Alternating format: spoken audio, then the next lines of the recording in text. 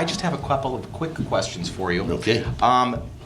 This particular film role, obviously you're probably very well known for this role. What type of research did you do? And in the actual audition process, since we have quite a few actors here, how did the audition actually go for that? Well, the history, of course, is on television. I kind of broke the racial mold because most of the blacks were to be on television were gangsters and stuff. So I broke that mold with my agent, Ed Bondi, God rest his soul. And we started playing district attorneys and chiefs of police and school teachers. So we decided to do that in movies. And the person who had that role was Cowboys, the guy, what's his name? He did Cowboys or Heroes 2, whatever his name is, Scott Glenn. He had the part. And I don't know what Ed Bondi said to Taylor Hackford, but I went down there and I knocked on the door, and Taylor Hackford opened the door and he said, "You got the part." Well, it turned out that percentage-wise, most of the DIs, even today, about 80% of them are African-American or Latino. So then, now I got the part, now it's my shot, so I better do something about it. So I went down to MCRD in San Diego, the extension of Camp Pendleton, and I met my hero, Gunny Rich Dow, who was in charge of the DI school, and I spent a month there. I couldn't stay on the base, so I stayed in a motel. I did everything. I did all the basics that the DIs do, and I trained the guys coming off the buses with the garbage can covers and the baseball bats, waking them up, and I hung out, did everything but smoke the Camels and drink the beer for 30 days, and then I took them up to the set with me. So I was a Marine from the beginning of that movie till the end. And then finally, when we started rehearsing the scenes, when I was screaming at them, the actors didn't take me seriously, so Taylor Hackford said, "Well, we're going to move you out of town." So I stayed out of town for the entire shoot. And I was Marine. So every time they saw me, I was crazy. So the word came down to Hollywood that I was up there losing my mind. But we got the proper results from all the guys who didn't take me seriously. And that's how it started. You know, we'll say a prayer today for Lisa Blount, who's no longer with us. Yes, we just lost her. Yeah, we just lost her. Great actress. Second question. When you first started in the business, apparently you were going to be a bit of a sports figure originally. Oh, yeah. Well, yes. I was the president of the high school. I was 16 years old in Brooklyn. And Brooklyn had great teachers there. So we did a renaissance in Brooklyn. That's where Barbara Streisand and Arthur Miller and Harvey Keitel and we all kind of came out of a certain area, and those teachers ran from the blacklist. They were supposed to be left-wingers. They were supposed to be communists, but they were left-wingers. That's when the union started. So they ran from the universities of all across America, and they settled in Brooklyn. So we had a very ideal community, a very multiracial, ethnic community, and if my parents didn't get home at 6 o'clock for dinner, I had a choice of fried chicken, lasagna, gefilte fish, corned beef and cabbage, depending on who was home. That's how I was raised. I was raised with the attitude of freedom. So I was going to get a scholarship. I wanted to be a doctor, and I wanted to be a basketball player. So I got the scholarship at NYU. This was after Take a Giant Step, but I came with an open mind. I never thought about me not being able to do it because I was African American. I just went for it. I was the president of the school, and captain of the basketball team, and we all hung out together. So when the English teacher, former Broadway producer, said they're looking for somebody to play a lead in a Broadway show called Take a Giant Step, and they couldn't find anybody in show business, they came to the school systems and they said, "They're having auditions Sunday. Tell your mother to take you down there. What can you lose?" The rest is history. The only thing I had to get rid of was a Brooklyn Jewish accent. So it's been that way for a while. I didn't really get any abject racism until actually I got out here in 1968, and it's in my book. It's called An Actor and a Gentleman, and the first chapter is The Bubble Burst, it calls. And so my agent and the late Lou Wasserman, who started Universal, Oh, yes. he created the Movie of the Weeks. And the very first Movie of the Week was a film called Companions in Nightmare. It was about the psychiatric group therapy, and somebody was dying in the group therapy, and the cast was Gig Young, Donna Winter, Anne Bancroft, the South African actress Donna Winter, you know, and then there was Leslie Nielsen, William Redfield, and Melvin Douglas, and myself. Wow. And they chose me to play the chief of police. And so it was a kind of tribute from Lou Wasserman and Ed Bundy, and they treated me like a king. They put me on an airplane, first class, and that's when they carved the stuff on the first class. They carved the meals, you know. You get them straight out of the microwave now. And they used to bring the whole carving board and stuff, and then I just get this great food. And then we landed, and the limousine came out to the airplane, put me in the airplane. I was feeling, hey, I was like a king, you know. And they took me to the Beverly Hills Hotel, put me in a bungalow where some of the presidents have stayed. And I was in seventh heaven, and then I got a note. They said, oh, you've got a car waiting for you. So if you know Los Angeles, the car was at Crescent Heights and Sunset, and the Beverly Hills Hotel is at, Benedict Canyon and Sunset. And so I got in the car, and boy, it was convertible. It was a Galaxy Ford Fairlane 500. Wow. The hard top went down. It was white on the outside and blood red on the inside. And I put my shades on and my glasses, I put my shades on, turned on Sam Cooke. And it took me 4.5 hours to get to that hotel. The long route. I answered to the description of every black person. I mean, every guy looked like Rod Steiger in Heat of the Night. Every cop stopped me. Took me 4.5 hours to get to Sunset, all the way back to the hotel. They stopped. I met every cop in Los Angeles. That was my first abject, bout with racism. And then when I got to the hotel, they said, calm down. That's the way those guys are. So I had a nice little meal, and I went out to see the movie stars' homes. And when I went out to see the movie stars' homes on the corner of Benedict Canyon and Sunset and up that road, cops came and stopped me and handcuffed me to a tree for 3 hours. That was my first 24 hours in Los Angeles. Welcome to LA. It was like LA Confidential, you know. But I thought, maybe they wanted me to just really check out the flora and fauna, which is why they handcuffed me to the tree, to really look deeply to see if I could understand where I was. But that bubble didn't burst. I went to work, and we had the first movie of the week of Universal. And Gig Young won, I think, an Emmy for that thing. That was 1966. Here I still am. Too bad if you can't take a joke. For those of you that don't know who Lou Wasserman is, I highly recommend IMDb'ing him. Yeah. He is a legend. He was the very last of the moguls here in Los Angeles. Yes, he created the whole thing over at Universal. Oh, yes. So now I'm going to go ahead and I'm going to open up the floor to questions. If you guys have questions, please feel free to just raise your hand. Speak loudly so that we can all hear you, okay? Yes, Straight in the back. Yes, how you doing, Mr. Gossett? fine, and you? I'm good. All right. This is Philip Light. I'm a student here at the New York Film Academy. One of my favorite roles that you played was Fiddler in Roots. Oh, yeah, thank you. Yeah. You don't know. Can you talk a little bit about the process of playing an actual slave who had such joy, yet he kind of knew his place and kind of knew how to work the system? Well, the key to Fiddler, I was disappointed because I wanted to play Kunta Kinte's father, I even wanted to play O.J. Simpson's role, I'm glad I didn't do that. But, so all the key roles were taken, and they wanted me to play this Uncle Tom, I thought, So, how you approach your characters, you open up you peel the onion, they called it, and you look at the character.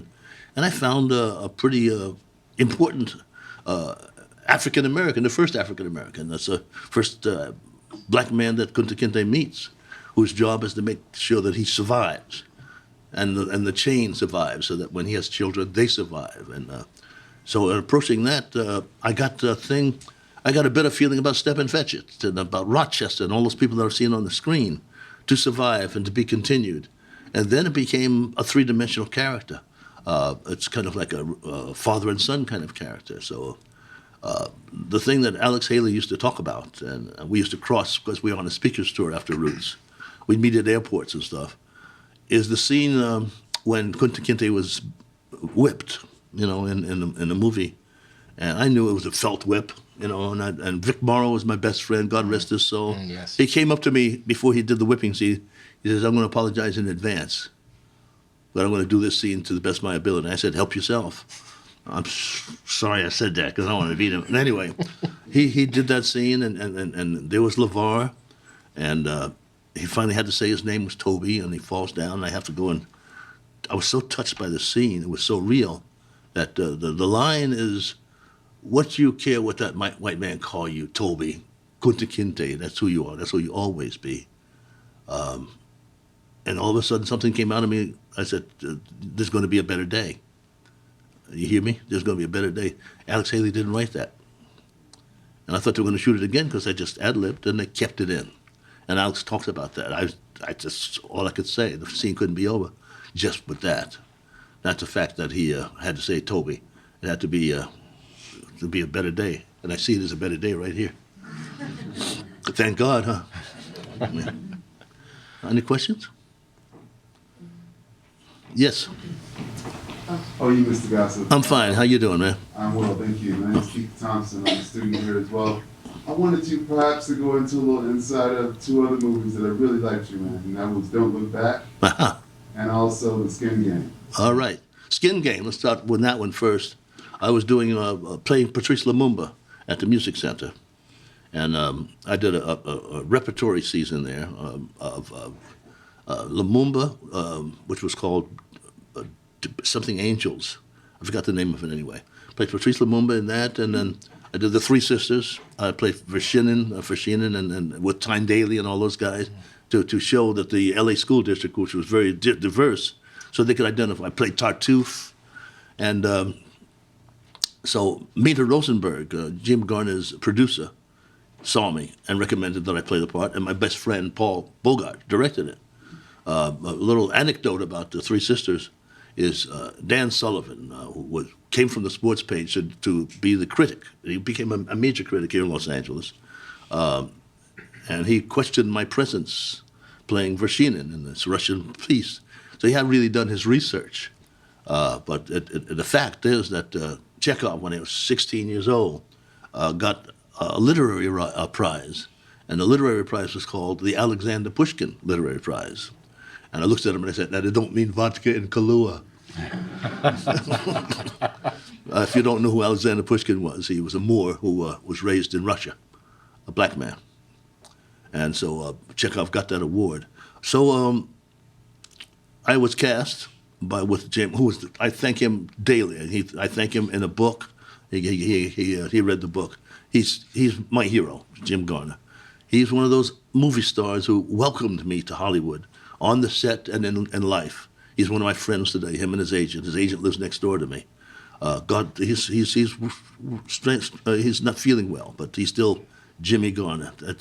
He's part Cherokee Indian. That's the name of his company. It was the Cherokee Productions. I had a ball with that man. And he kind of put me on the map. Him and, of course, Hal Ashby from The Landlord. And then the other movie was what? Don't Look Back. Don't Look Back was... I met Satchel Paige and he came on the set down in Hattiesburg, Mississippi. Wow. And so I got a chance to study him, and I had to not eat the soul food because I had to stay skinny. I got too skinny there for a while, but and George C. Scott started directing that. So it's a nice little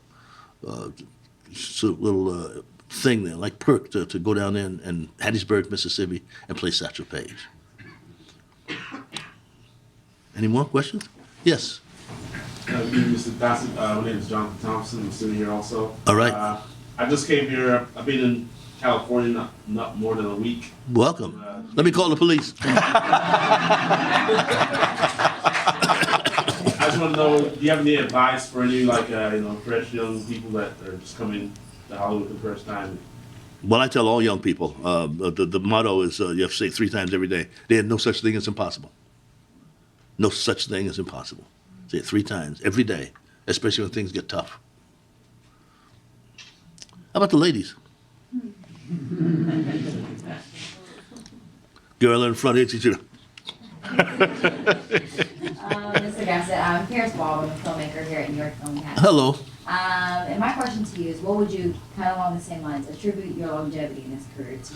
Longevity. Your career has spanned decades, and what would you say was some of the leading themes to keep you around for so long? Well, it starts in New York, and my contemporaries are the same. The Brandos, and I grew up with all of those guys, the Brandos and Anthony Quinns, and my favorite actor, Nehemiah Persoff. You might not know him by name, but you can see him all the time. It's called versatility. If you get typed in one part, then you go and do the opposite part. You can't repeat yourself. So you get a longevity. You can't be typed. They can't put your finger on you. So if you play one part, you play a hoodlum in one part, then you got to play the hero in another. You play whatever you play, make sure that it's not a duplicate. I tried my best until, of course, I got the stamp of being somebody from the military. But there were different kind of characters. But I tried my best never to duplicate what character, even especially if I got famous, then I don't have to come in with something that's completely just, opposite. You learn that in theater and early television in New York, never to live on your success. Always stretch the envelope, which is why I took Enemy Mine. I was turned down by the top actors in the business. And so I said, let me try it, I guess it's the Lon Chaney Sr. in me. But people said, well, I'm not going to play that part because I can't see your face, can't see your eyes. What are you going to do? So I had to say, let me see if I can do a performance where everything is covered. And I did it. It was hard. My eyes would bleed, my nose would bleed. But I'd do it again because it was a challenge. I had to create something from scratch. But that's our art, And completely the opposite from the Officer film that we Jones. just saw. Yeah, Completely the opposite. Completely the opposite, But so you can't duplicate yourself as much as possible. If you're a director, you do a film, don't let them pigeonhole you on that kind of film. Do something else. So they can't pigeonhole you, so that you get the reputation of being a filmmaker. Not it's a certain type of film, you're a filmmaker, And that's my recommendation anyway. There are people who are going to, in the business, of course, to make the fast buck and make that kind of hit. You can stick with it. But I think over the long run, the person who wants to be diverse in their films will last longer.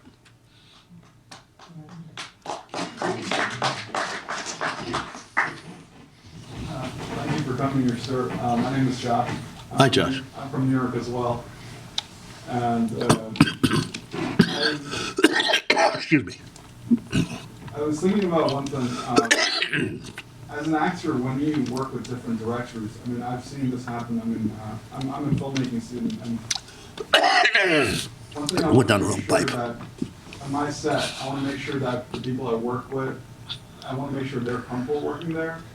So whenever you're working with different directors, how do you communicate with them? Because sometimes it's possible to hit it off right out of the bat. Other times you have to work through it. Well, most sensitive directors, I think, will want to come and see you before they get on the set. Visit you at the house or at lunch, excuse me, weeks before you go to work. So you can feel each other out and find out how he works, and he has to find out how you work. So you have that set before you get on the set. It's not, I don't recommend seeing an actor when they first show up on the set, you got to go, action, you don't know what's going to happen. It's best to know who you're going to be working with. I also think it's best to know that you can have a rehearsal sometime with the whole crew and the cast, and see what kind of temperaments everybody is, so you can be, as a director, oversee all of it. As few surprises as possible. Some directors like rehearsal, some directors like a lot of takes, some directors like complete control, others are looser, and it depends on, there's as many directors and actors as are people. But you have to learn how to work with all of them and still get your job done and get your statement. You have to be loose sometimes and see what they can bring. And I just worked with a director in a thing called The Lamp. Kind of tough. He was successful because he made his money. But he wanted every little nuance, and he started giving me directions for every word, and it got frustrating. I did it, but it was painful because if you want that, then you have to go and hire a puppet. But we got along finally because I asked to do the whole scene again without him saying anything, and I think he took the retake rather than what he wanted. But there are very few difficult directors. But if the director has freedom, then it's, or the actors, you have to kind of get along with all, just like we have to get along in the world, Any other questions? I actually have a quick question Yes. for you.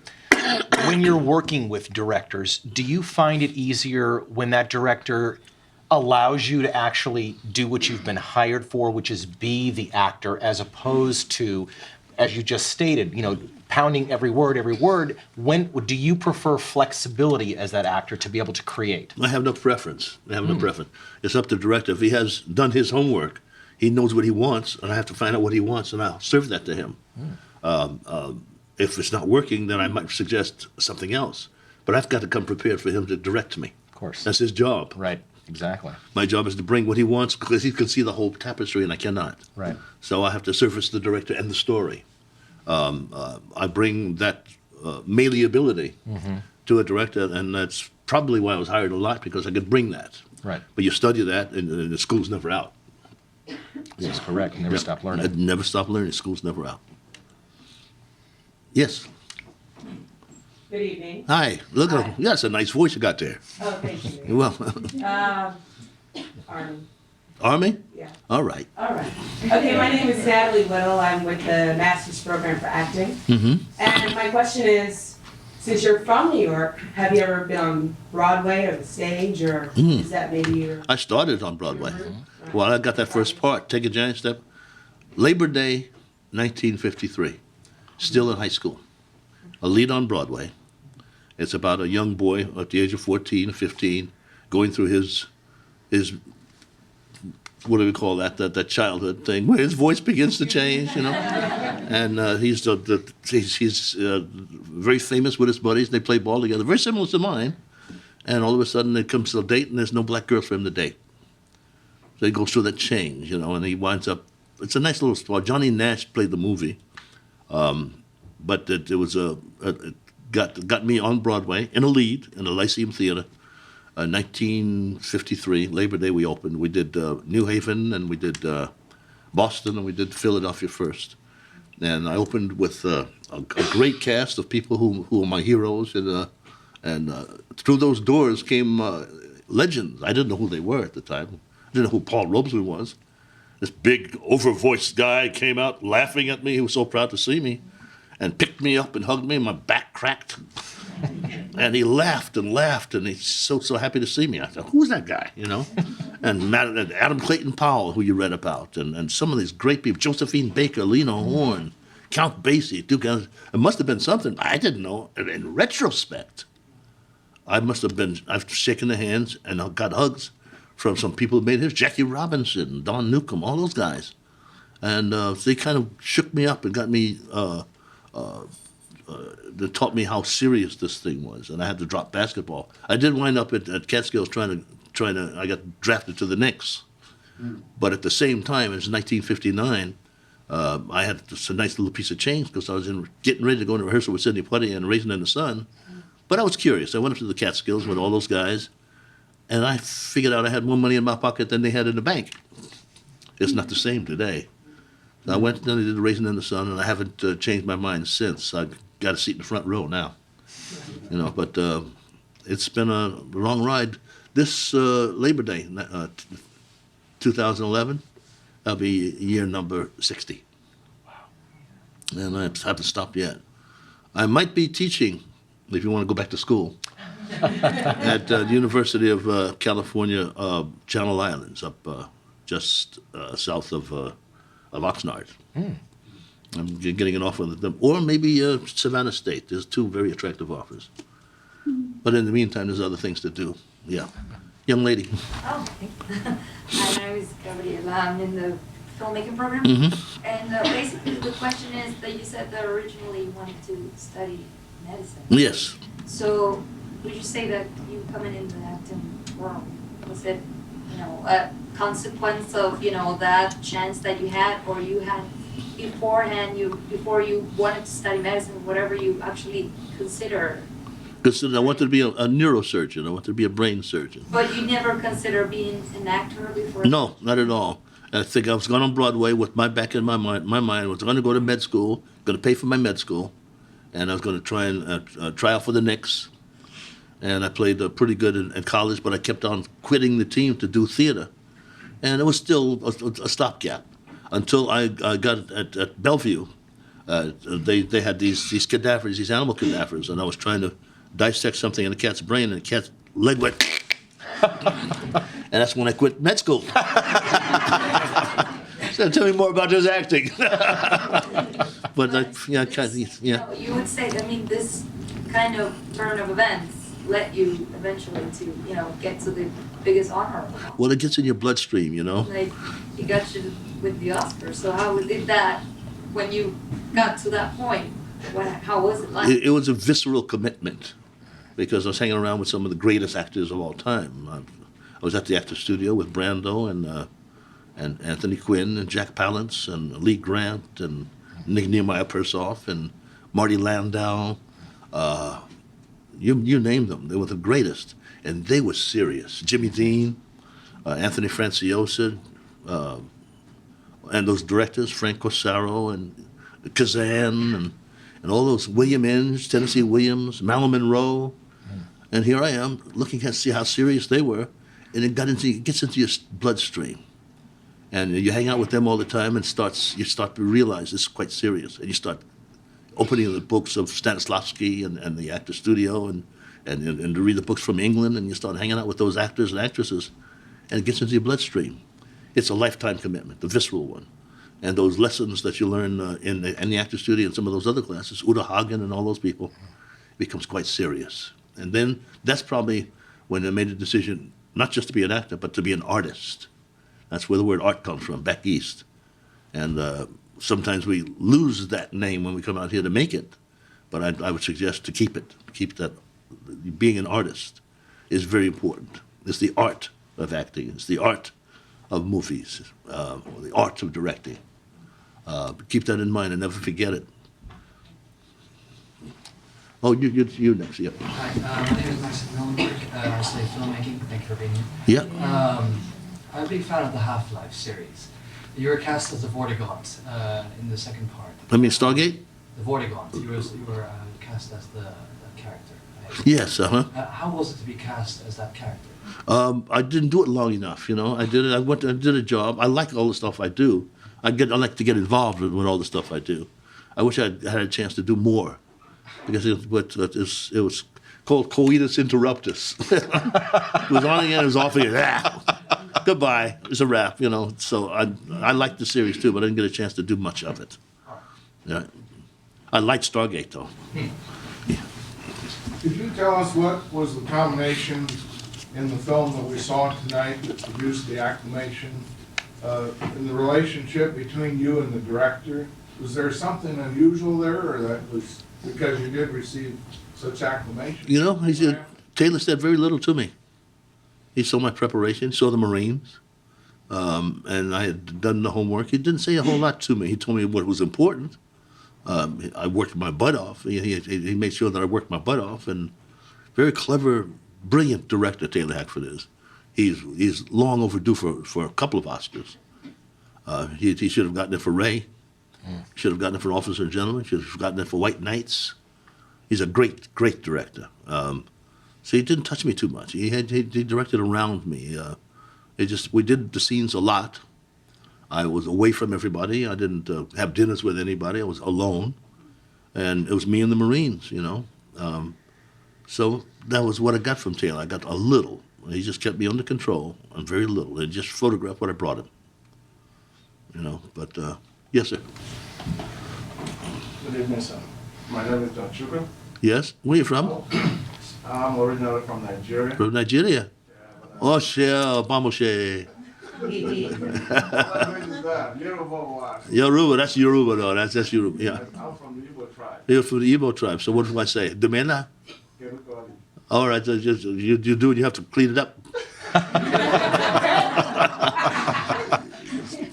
Welcome, brother. Thank you, sir. Well, I was just wondering, well, obviously you started your career at a very young age, and as a guest, I would say that you didn't get any prior training before you started up. But did you at any point in time get any formal training, or did you just learn on the job?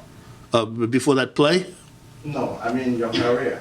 Oh, yeah, I went to the Actor Studio, and I studied with Frank Corsaro out of the Actor Studio. The first play was done, the director was John Stix, who was running the Actor Studio. Lou Peterson was running the writers department. That was his play. His wife was Peggy Fury, who taught Lee Strasberg's class. And it was Maureen Stapleton, who was those are my early teachers. So they taught me how to act in that play, Take a Giant Step, over an entire summer, 7 days a week, for 20 weeks before I started. So I knew how to act that play, and they applied all the stuff of the dynamics of acting with that part. And I had their undivided attention. And then I continued on. So you know that acting is more than sunglasses and limousines, right? All right. That's how I studied, and there's no diploma. It's never over. Ryan Glover, one-year acting program. As an artist, which is your preference, theater or film? Well, theater is my birthplace. That's your test. You know, when you do theater, you can do what you want. But I really don't have a preference as long as I like acting. I like a challenge. I thought you did a great job with your role in Officer and the Gentleman. I Thank you. wanted to know what your personal top 3 favorite movies were that you've acted in. Top 3 favorite movies. Well, it's a tough one because I probably have 4 or 5. But Officer and Gentleman, obviously.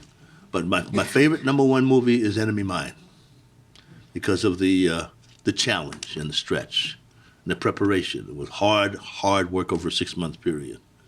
It was 3.5 to 4 or 5 hours of makeup, a lot of pain. I had to study with a mime, a dancer, and a gym man. And I had to prepare somebody from nobody knows. I had to create from scratch a language, a deportment that nobody had known, and get the audience and act a little bit larger than life, so that the stuff came through the makeup. That's my favorite. Another favorite is thing that I did early on called J.D.'s Revenge with Glenn Turman in New Orleans. And after that, I did a thing called A Gathering of Old Men. It was written by Chester Himes, who also wrote the autobiography of Jane Pittman. So there's a couple of real... Oh, and then there's Sadat, playing Anwar Sadat. But, well, what I'd like to say, those are favorite, but my favorite is whatever the next job is. You know, it's, I have to keep it kind of clean that way and keep it humble. Otherwise, here I'd be playing a combination of Officer and Gentleman and a guy from outer space walking around the street like that. That could drive you nuts. I'll leave that away and see what's next. Yeah. My name is Bella. I'm from Zambia. Zambia. Yeah. How are you? I'm okay, thank you. You speak Swahili? No, I don't speak Swahili. Oh, well, it's too bad. I'll teach it to you. Yeah, what would you say are some of the major challenges that you faced in your acting career, and how have you been able to overcome them? Well, the major challenge is getting decent jobs and getting decent money and proving yourself over and over and over again and not getting what you think is just desserts, you know. But that was not a challenge. That was, I thought it was a challenge, but it's not a challenge at all. I got what I was supposed to get, and I did over 80 movies. So I think I'm pretty lucky. The challenge is to stay humble in this place where there's a lot of bling bling and the carrot is. That's your challenge. It's a personal challenge. It's not a professional challenge. To stay hungry, to stay open so that, you know, school is never out, to stay creative, to stay naked, quote unquote, sensitive to parts so that you can be malleable from one movie to another. That's your challenge. It's not professional at all. It's personal.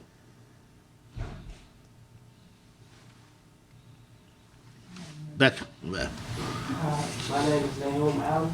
Yeah. I just want to know some of the major do's and don'ts of the business. Oh, boy, I don't know.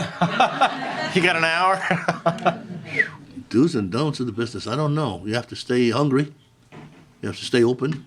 You have to dare to be sensitive. Even so, though you're in a room full of insensitive people, you got to stay sensitive so you can do your part, or you're directing with an open mind. But the do's and don'ts of the business is the same do's and don'ts in life. Don't lie to yourself. Don't lie to anybody else. Be open and vulnerable, even though you think it might hurt. Don't think that you've got all the answers, because you don't. Don't think that you are bigger than life, because you won't be. And don't trust what's between your ears for your success. You're going to need something stronger to guide your life by. Keep your feet on the ground. Stay open and creative. This has nothing to do with the business. That has to do with life then, you know. And then you can get it, and then trust. You know, have trust and be open for anything that comes. You know, don't mess with the boss's wife. Even if she wants to. and hang in and start as be as straight as possible, and then do your job. It's a lifetime art. It's a pursuit, and do the best you can always. Well, I must say that we appreciate your time more than Thank you you. know. We All would right. also like to present you with an honorary master's degree Oh boy! from the New York Film Academy. Wow.